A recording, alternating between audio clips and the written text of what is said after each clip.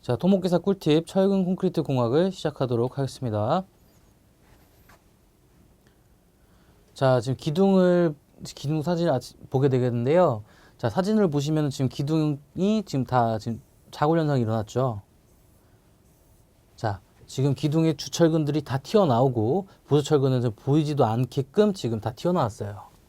자, 보니까 보조철근 지금 여기인데 다 휘었죠. 그래서 이만큼 기둥의 중요성을 좀 보여주는 사진이에요. 자, 기둥은 한 건물을 지지해주는 역할을 하기 때문에 기둥이 하나 무너지면은 자, 앞에 있는 그림처럼 대참사가 일어날 수도 있습니다. 그래서 약간 저는 이 사진을 보여줌으로써 기둥에 대한 중요성을 조금 설명을 드린 거고요. 자, 그 다음 사진을 보시면 기둥을 어떻게 설계해야 되는지 설명을 좀 드리겠습니다. 자, 이 기둥이 혹시 어떤 기둥인지 아시나요? 자, 아직 잘 모르시겠죠? 자, 기둥의 철근을 보시면은 지금 이렇게 다 박혀 있어요. 그렇죠, 여러분들?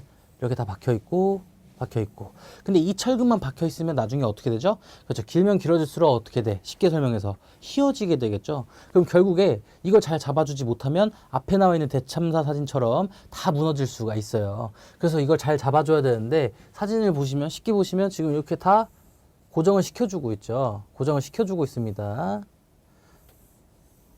자, 이렇게 잡아주고 있네요. 그럼 기둥에서 아주 쉽게 설명을 드리면 만일 내가 삼각기둥을 만들겠다라고 만들면은 주철근이 몇 개가 들어갈까요? 네, 맞습니다. 기본적으로 이렇게 주철근은 3개가 들어가야 되고 또 만일에 내가 사각형 기둥을 하나 만들 거야. 그러면 여기에 주철근이 몇 개 들어가야 된다? 하나, 둘, 셋, 4개가 들어가야겠죠. 자, 원형 기둥일 때는요. 물론 4개가 들어가는 것도 맞습니다. 자, 그럼 내가 차이를 좀 둘 텐데 여기까지는 띠철근 기둥이라고 가정을 할게요. 그럼 여기는 나선철근 기둥이다라고 할 때 최소 몇 개가 들어가야 되냐? 몇 개라고요? 네, 5개라고 하시는 분도 계실 텐데 6개가 맞습니다. 6개. 나선철근 기둥일 땐 최소 몇 개? 6개가 들어가야 된다. 그래서 이런 문제가 기사에 출제가 됐었어요. 이 기사 문제가. 다음 중 나선철근일 때 원형 기둥을 사용할 때 주철근의 개수로 올바른 것을 고르시오라고 한 거는 3개, 4개, 5개, 6개 중에 어떤 거다? 그렇죠. 정답 6개가 되겠다. 자, 이런 식으로 기둥이 쉽게 출제가 될 수 있는데 이런 식으로보다는 어떤 식으로 출제가 더 많이 될까요? 물론 뒤에서 또 하겠지만 좀 더 기사에 맞게 수업을 좀 드리면 자, 철근을 제가 이렇게 박을 겁니다. 여러분들 이렇게 박을 건데 자, 사각형이네요. 뭐죠? 그렇죠. 띠철근 기둥입니다. 근데 철근은 이렇게 그냥 무식하게 쫙 올릴 수가 없는 거죠. 왜? 자골도 생각해야 되고 철근이 휘는 것도 생각해야 되기 때문에 뭘 해준다? 그렇죠. 뭘 잡아줘야 돼? 보철근으로 우리가 이걸 잡아줘야 된다. 그래서 이걸 띠철근으로 계속 감아줘야 되는 겁니다. 그래서 옆에 나와 있는 사진이 이 그림과 되게 비슷하게 생겼죠. 그래서 지금 요거는 주철근들이 되게 많이 박혀 있지만 주철근들을 무너지지 않게 방지하기 위해서 지금 보조철근, 띠철근으로 다 잡아주고 있다라고 보시면 되겠습니다. 아시겠죠? 그래서 이거를 잘 잡아줘야 돼요, 여러분들. 물론 주철근이 강해야겠죠. 왜? 주철근이 강해야지. 그래도 이게 버티는 힘이 있으니까. 하지만 이 버티는 힘을 도와주는 게 바로 보조철근인데 이 남색으로 칠한 게 바로 띠철근으로 다 감아줬다라고 보시면 되세요. 그래서 이게 다 잘 되어 있어야지 앞에 있는 사진처럼 어떻게 무너지지 않는다라고 보시면 되겠습니다. 아시겠죠? 그래서 지금 보면은 이 사진이 이 띠철근 기둥의 그림이라고 보시면 되겠고 예를 들어서 이제 아까처럼 원형 기둥이라고 생각하시고 이렇게 주철근이 6개 박혀 있다고 한번 보겠습니다. 어이구. 보겠습니다. 자, 이렇게 박혀 있어요. 엄청 길어요. 주철근이 많아요. 자, 여기에 이제 제가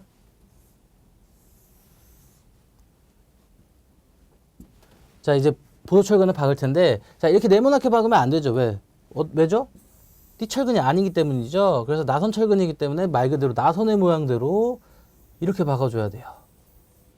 자, 이게 나선철근이에요. 말 그대로 나선의 모양으로 이렇게 보조철근이 박힌다 해서 보시면 되겠는데 자, 이거 둘의 차이는 누가 봐도 딱 보이시죠? 띠철근은 말 그대로 띠를 이어서 지금 다 철근이 박힌 거고 나선철근은 말 그대로 나선의 모양으로 나선철근이 박혔다라고 보시면 되세요.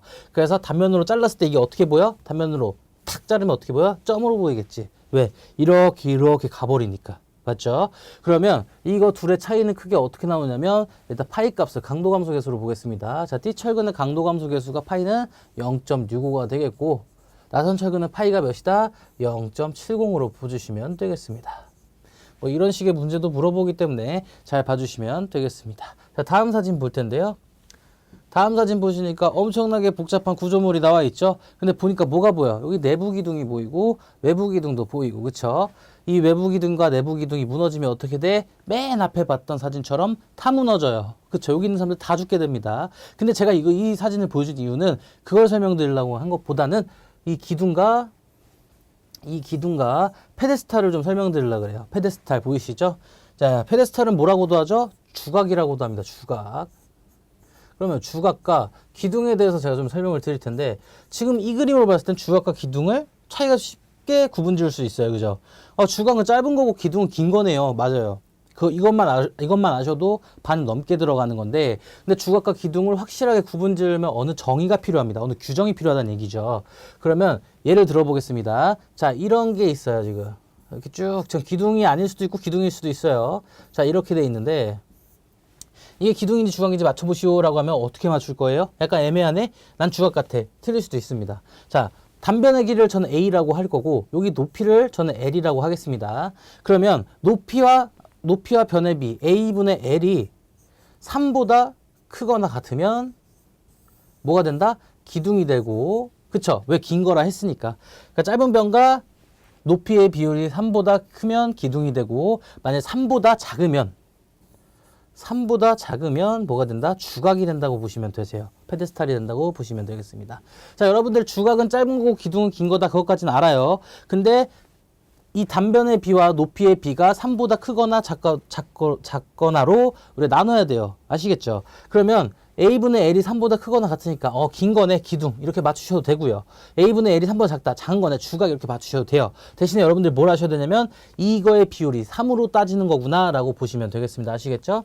그래서 여러분들 주각과 기둥 헷갈리지 마시고 어떻게 구분을 짓는지 여러분들이 공부 열심히 해주시면 되겠습니다. 이렇게 찾으시면 돼요. 그래서 이 그림을 설명드린 이유는 기둥과 페데스탈의 차이를 여러분께 말씀을 드리려고 그림을 보여드렸습니다. 자, 보시겠어요?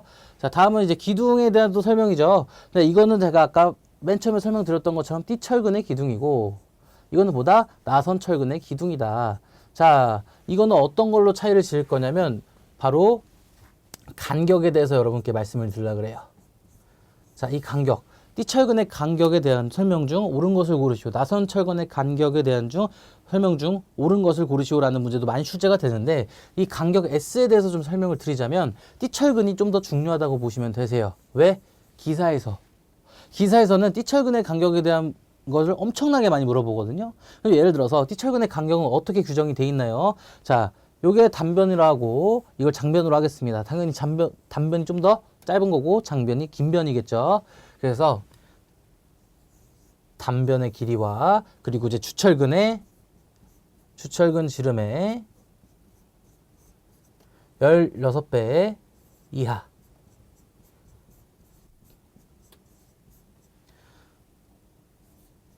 보조철근의 48배 이하,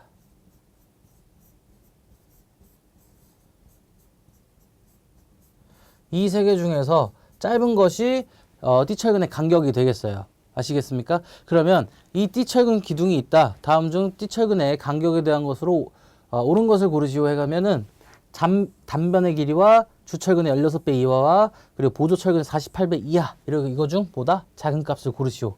그래서 여기서 작은 값을 선택해 주시면 되겠고, 나선철근의 간격은 정해져 있어요. 어떻게? 25mm에서 75mm 사이다. 이런 식으로 정해져 있습니다. 그래서 좀 더 중요한 파트는 바로 띠철근의 간격이 되겠는데, 이거는 시험 문제에서 잘 나오기 때문에 여러분들 잘 정리해 주시면 감사하겠습니다. 자, 그럼 다음은 이제 문제를 한번 볼 텐데요.